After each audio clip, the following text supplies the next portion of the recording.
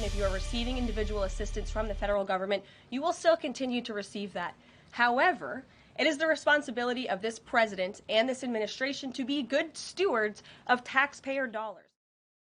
Karoline Leavitt responding there to the widespread criticism following that memo from the acting director of the Office of Management and Budget that would freeze a significant amount of federal funding. It was the first time since the inauguration that the Trump administration has held a press briefing in the White House briefing room. And now, the Hill's White House reporter Alex Gangitano, who was there for it all, joins us now live from the White House.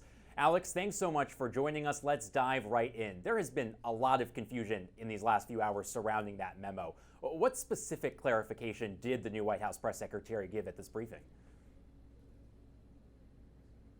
Hey, Zach. Yeah, a lot of the questions towards Karoline was about that OMB memo, and she insisted that there would not be impacts on individual assistance, money that individual Americans get from the federal government as a result of this freeze. That goes to Social Security, Medicare. She had a lot of just continuing points about that. But again, she defended this. She said that what the president did was all to look at our federal funding and figure out ways that we can make the government more efficient, which has been an ongoing effort throughout, his campaign and now the week of the Trump administration.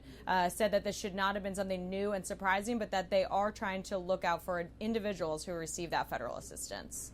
And now, of course, this briefing touched on a lot of news, not only that news in the last 24 hours, but also going back a bit to those numerous drones that were spotted over New Jersey over the course of the several months last year. Let's take a listen.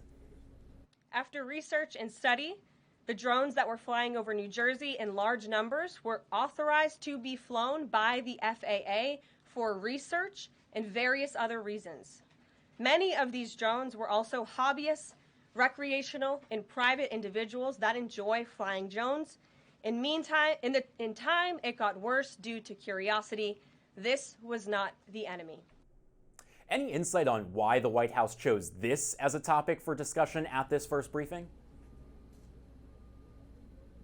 Yeah, I found that interesting too, Zach, because of course this was such a big topic of discussion, around a month ago. And it was actually the Biden administration who repeatedly had said, this is not the enemy. We feel confident. We're looking into this, but we feel confident that this is not a nefarious or foreign actor. Now the Trump administration is saying that the same thing, but it was President Trump who, during the transition, was saying that there's more to this. Let's look into this. So I think they're trying to close the circle on this, but it was interesting that a lot of it was kind of repeating what we had heard when the Biden administration was in place about those drones. They were kind of just sharpening that point that we were told, but it still was a lot of curiosity among Americans, especially those in New Jersey, as they were seeing those drones about a month ago. There was also, of course, at this briefing, some news about who is going to be allowed to get White House press credentials. Let's take a listen. We're also opening up this briefing room to new media voices who produce news-related content and whose outlet is not already represented by one of the seats in this room. We welcome independent journalists, podcasters, social media influencers, and content creators to apply for credentials to cover this White House. Now, Alex, I know you spent a lot of time in that briefing room during the Biden administration over the last few years, but what was the reaction from the briefing room today when Leavitt said that? Yeah, that was interesting because you're right. After the years of the Biden administration, when you got used to, what the seating was, and there was a lot of talk during the transition about how this kind of new media, how the voices of podcasters and social media influencers would be represented in the briefing room.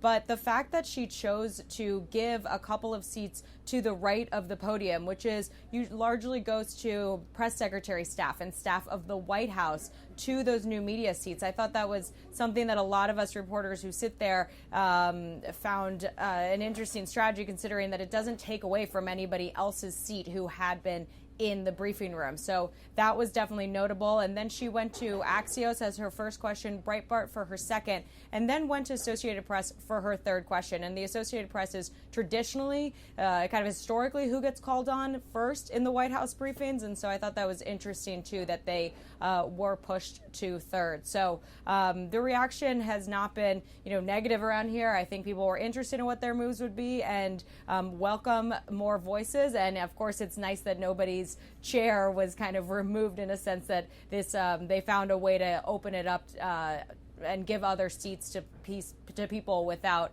moving others. So I've only heard positive reactions so far. Yeah, I did want to ask you about that. Because they're putting these new seats on the side of the room in that section, what does this mean for the more mainstream outlets that have had seats in recent years? Are any outlets going to be losing their seats in the briefing room? Right. I think that remains to be seen. But according to this announcement, it does sound like there won't be anybody losing a seat, at least as of now. And of course, you saw she called on others that are, considered the mainstream media, NBC, Fox, CNN. I mentioned the Associated Press, that were all in the first row and continue to be in the first row. So no changes on that yet. Well, a lot going on at the White House. Busy day there. Alex, thanks so much for joining us. Thanks, Zach. Familiar American tech giant could soon jump into the fray to buy TikTok. President Trump says that Microsoft is in talks to take ownership of the popular social media app. Last week, Trump signed an executive order that gives ByteDance more time to find an American company to sell TikTok to. It comes after the Chinese company failed to meet a January 19th deadline. Perplexity AI, a San Francisco-based startup, has also reportedly made a proposal to merge with TikTok. Trump has also claimed that Tesla owner Elon Musk was considering a bid, but so far Musk hasn't made a move. Government officials claim that the American version of TikTok, which does have roughly 170 million users in the United States, is a national security risk. Turning now to California, where Governor Gavin Newsom is announcing a new initiative to help rebuild areas devastated by the wildfires in Southern California. Newsom says that LA Dodgers owner Mark Walter and Magic Johnson are spearheading a private sector initiative to provide up to $100 million to help homeowners and businesses rebuild faster and stronger. The LA Rises effort reportedly will help remove red tape and provide resources to struggling communities. In Southern California, the Palisades and Eaton fires have wiped out entire communities and killed at least 29 people. Both fires are now more than 95% contained as of Tuesday morning. Pacific Palisades residents are finally returning to their homes, many of them for the first time since that devastating fire started on January 7th. NewsNation's Nancy Liu is in Los Angeles with the latest. Well, this is the first full day that residents have been allowed to return to their properties, and for most, they are returning to ruins and an entire community that needs rebuilding. For now, it is a vast landscape of fire damage, mainly flattened beds of toxic debris. So on many sites today, residents in full hazmat suits searching and sifting for whatever they can salvage. That's after waiting in lengthy lines to get back into the burn zone, which has been locked down for weeks. For one elderly widow and grandmother, the prize of a rare figurine from Germany, a decades-old gift from her mother-in-law. Just about all else is lost. Losing a home, I find, is as difficult to cope with as losing a person. Because it is part of your soul. My husband bought the house in 1960. We got married in 76.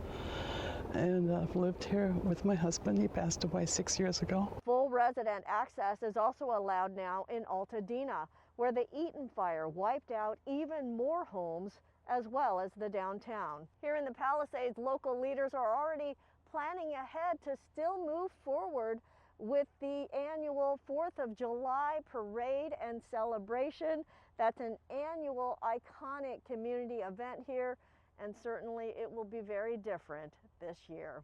Back to you. NewsNation's Nancy Liu, thank you.